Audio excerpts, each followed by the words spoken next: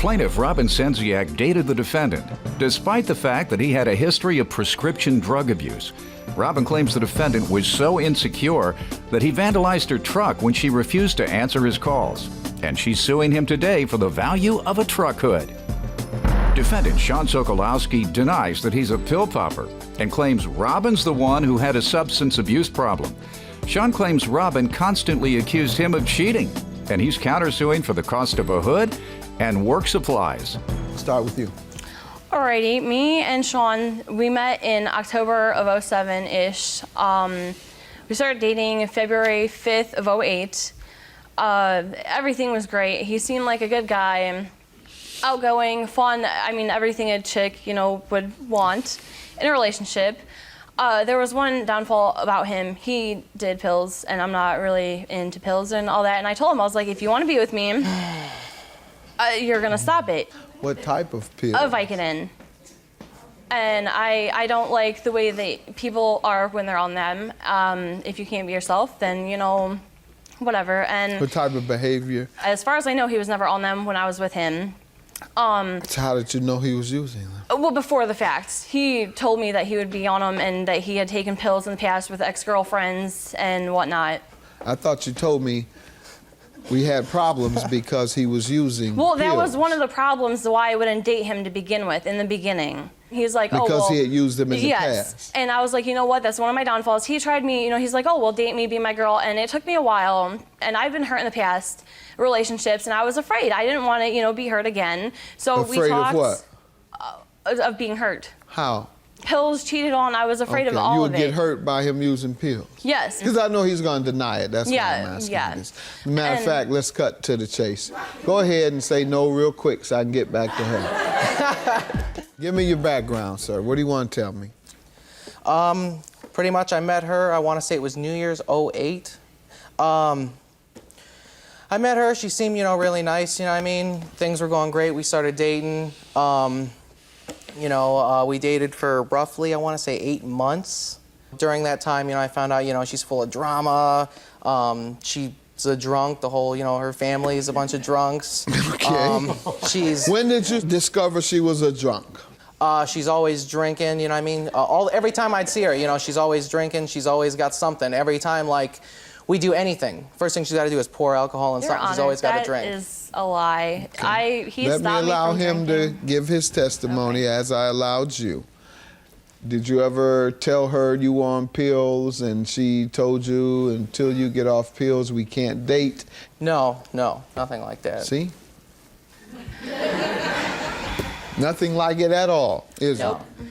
No, but this is the first time anyone has accused you of taking Vicodin. She accused me millions of times. Of taking Vicodin? Of taking everything. She accused me of being a drunk. She accused me of cheating on her. She accused me of everything under the sun. I'd smoke a cigarette, she'd say, you're lying to me, Everything you can imagine. All right. If I did the tiniest little, you're lying to me. Go ahead, ma'am, your turn again. The cheating thing, we were together for a couple, I think maybe a week or two, and we were in his bedroom, actually, and I found an earring in his bed. A couple months go by, and I guess they say when you get married, you find the real side of a person. All my friends are guys, and he was very paranoid, very jealous, with all his ex-girlfriends too, I've talked to them. And he made me delete them, and if it wasn't me deleting them, I'd take a shower, I'd come back, and they'd be gone out of my phone, pictures, guys, anything, they're gone. And he'd call me names, vulgar names, you put me down in any way possible, never a compliment. A couple months went by, and I went through that, stuck it out. And one night I told him, I was like, I can't do this anymore, I need a break from you. Give me a week, a day, let me see. And that night, actually the same night I believe it was, my dad and my brother got home, and I have pictures of it. He busted 2 windows out of my Blazer. Intentionally busted? Yes, because I wouldn't answer his phone call, and there's a report here. It's the top one from the police saying... You had broken up? Yes, broken up the first night. He's the only person, he's very smart with vehicles. I had no grudges on anyone else. No one had anything against me. And I call him up, and I was like, Sean, why would you do that to me? Long story short, I eventually, a week later, prior to that or whatever, he told me that he did it. He gave me the $500 deductible for the windows and everything. He's like, I'm sorry, And I asked him, I was like, why would you do that to me? Oh, because you wouldn't answer your phone. I didn't know what you were doing. Let's get to the hood. How does he owe you for a hood? I had a restraining order against him. He's just very jealous, everything. And before that, actually, there was another incident. There was a break, and, you know, we got back together. We were talking. I was living at his grandmother's house with him for a couple months, and during that time, I mean, everything was going fine again. You know, he seemed normal and fine, and he had taken the hood off my blazer and given me the gifts of the hood that he's countersuing me for. I have the original hood, and then this is the hood that he gave me. Mm-hmm. And what was the agreement regarding the hood? There was no agreement. So you were intending to do what with the old hood? It was just to keep it until I could get it to my house and bring it to where it couldn't get scratched. And then do what with it? Just keep it. It was... Any particular reason? No, just to keep it. It was my property. Most people don't keep big items that they're never going to need again. Let me hear from you, sir. Your Honor, all right. What originally happened with the hood? I originally purchased the hood from my witness for $250, for which I have receipts. In order to place it on her car? No, I purchased the hood. For what? Because my dad, I owed him some money. Whose car were you going to put it on? I was going to put it on my dad's truck. And then she found out that I had it when we started dating again. She kept nagging and nagging and nagging. She wanted it, this and that. She wanted it on hers. And so I was like... Quiet, ma'am. And so I was like, all right. So, you know, we had a verbal agreement that if anything ever happened, I'd give you your hood back and you'd give me mine back. That's why I originally had hers. Did she ever ask you to return... To return the red one? The one that you took? Yes, she did. And she did come. She came with the police to my house and asked me for her red hood. This is after you all had broken up? This is just after we broke up. How long after did she come with the police? She came probably 2 or 3 days after that with the police. And she said that I'm demanding to have her red hood back. And I said, that's fine. I'll be more than happy to give you your red hood back. Give me my black hood back. And she's like, no, they're both mine. You can't have them. I want them both. Never said. Okay. Yes, ma'am.